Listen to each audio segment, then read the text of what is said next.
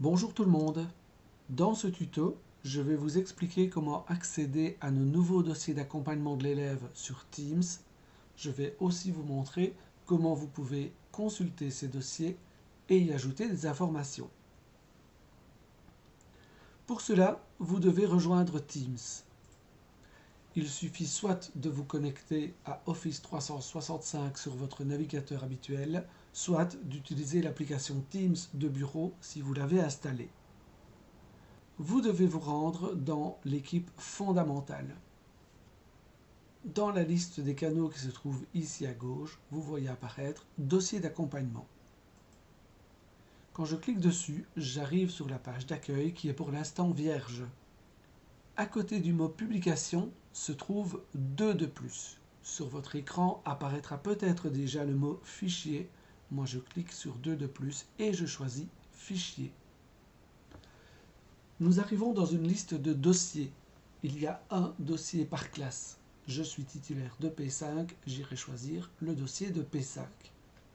Par facilité pour ce tuto et surtout pour respecter le RGPD, je ne vais pas ouvrir ici un dossier de classe. J'ai par contre créé le dossier exemple qui va me servir de classe fictive. Je clique donc sur exemple comme je pourrais cliquer sur n'importe quel dossier de classe. Et je me retrouve devant une nouvelle liste de dossiers. Il y en a un par élève. Voici tous les élèves de ma classe. Si je veux aller consulter le dossier de Madame Comprend Rien, je clique sur son nom et je vois apparaître un document Word avec le nom de Madame Comprend Rien. C'est son dossier d'accompagnement. Si je veux consulter le dossier de Madame Comprend Rien, je clique simplement sur son nom. L'application Word en ligne va s'ouvrir et afficher le dossier de Madame Comprend Rien. Vous remarquerez que sur ce dossier apparaissent déjà quelques informations. Son nom et son prénom, on sait si c'est un garçon ou une fille, on connaît sa date de naissance et on sait à quelle date cet enfant est rentré dans l'école. Ces renseignements apparaîtront d'office dans chaque dossier d'accompagnement. Si je veux consulter ce que mes collègues précédents ont écrit, je vais simplement faire défiler le document comme je le ferais avec un document Word.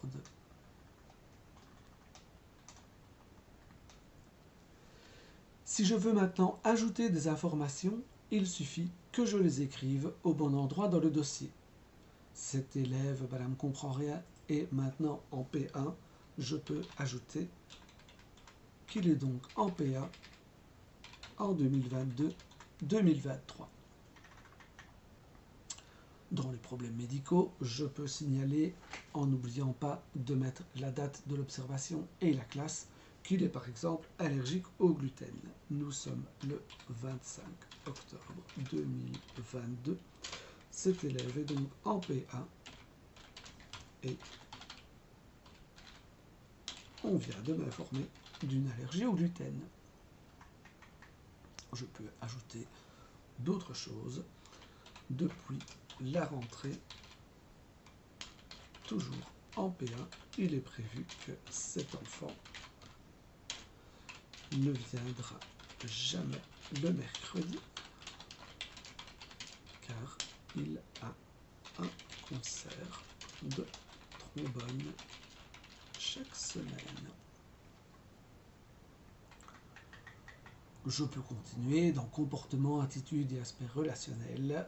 Je constate le 10 octobre 2022 que cet enfant est calme avec les autres, sauf quand on lui parle de ses concerts du mercredi. J'ai encodé toutes les informations que je souhaitais. Mon document est donc prêt. Si vous regardez bien ici au-dessus, vous voyez que c'est enregistré. Gardez bien vos yeux sur enregistrer. Je vais ajouter autre chose et vous allez voir que l'enregistrement est automatique. J'écris n'importe quoi, enregistrement en cours et c'est enregistré. Je n'ai pas besoin d'aller dans Fichier, Enregistrer sous, etc. Si je fais ça, je risque de créer un deuxième dossier et les informations risquent de se mélanger ou de se perdre. Ce ne serait pas utile. Voilà, j'espère que ce nouveau tuto vous aidera à utiliser le nouveau dossier d'accompagnement de l'élève sur Teams. Attention que si j'ai l'occasion d'écrire quelque chose, je peux aussi effacer quelque chose et ce n'est pas toujours souhaitable. Par exemple, suite à une fausse manœuvre, j'ai effacé ce cadre entier. Si je me rends compte directement, j'ai l'occasion d'aller sur Accueil et annuler. Mon cadre revient à sa place de départ. Si par contre je me rends compte plus tard, je devrais peut-être annuler différentes actions et les refaire manuellement par après. L'ennui, c'est si j'ai fermé mon document, les modifications ont été enregistrées et on ne saura plus les annuler. Faites donc très attention à cela. Je peux simplement fermer et je me retrouve dans la liste. On voit que ce dossier a été mis à jour il y a environ 1 minute. Pour aller consulter le dossier d'un autre élève ou y ajouter des informations, je reclique sur Exemple, qui est le dossier de ma classe, et je peux aller chercher, par exemple, Monsieur Chouchou. Dans le dossier de Monsieur Chouchou apparaît aussi ce document Word.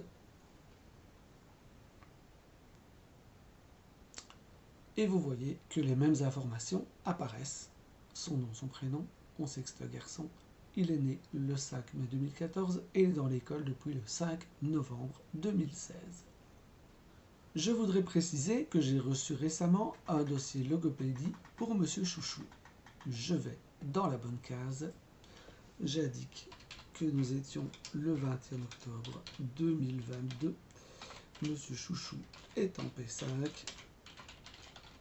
Dossier de la logopède. Voir fichier en annexe. Comme tout à l'heure, enregistrement en cours, le document est enregistré, je peux le fermer. Je viens de parler d'un document en annexe, mais pour l'instant, ce document n'apparaît pas encore dans le dossier de cet élève. Pour amener ce rapport de logopédie dans le dossier de Monsieur Chouchou, je vais cliquer sur Charger et puis Fichier. Je me retrouve dans mon explorateur de documents et je vais aller double-cliquer sur Dossier logopède de Monsieur Chouchou. Quelques secondes après, le dossier de logopédie de Monsieur Chouchou est à la disposition de toutes les personnes qui auront accès au dossier d'accompagnement. Vous remarquerez que j'ai choisi pour ce nouveau fichier un nom explicite. J'ai remis le nom de l'élève, Monsieur Chouchou, et j'ai précisé que c'est un dossier de logopédie. J'ai même indiqué la date au cas où, par hasard, plus tard, un autre dossier de logopédie apparaîtrait dans le dossier de Monsieur Chouchou. C'est un document Word, je peux donc cliquer dessus et vous allez voir que le dossier s'ouvre également. Vous pouvez donc le lire sans problème. Il est possible que ce dossier logopédie vous soit parvenu au format PDF. De même, vous pouvez charger le fichier en question de la même manière. Vous voyez qu'il apparaît et en cliquant simplement dessus, vous allez voir que vous pouvez accéder à ce dossier.